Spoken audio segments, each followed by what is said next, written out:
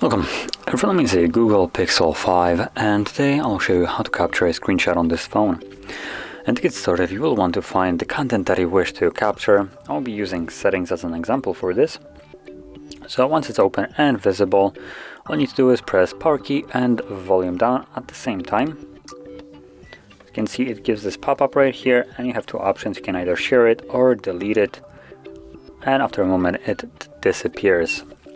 So that is how you capture your screenshot, and once you have captured it, you can find it in your Photos application. As you can see, it's right over here.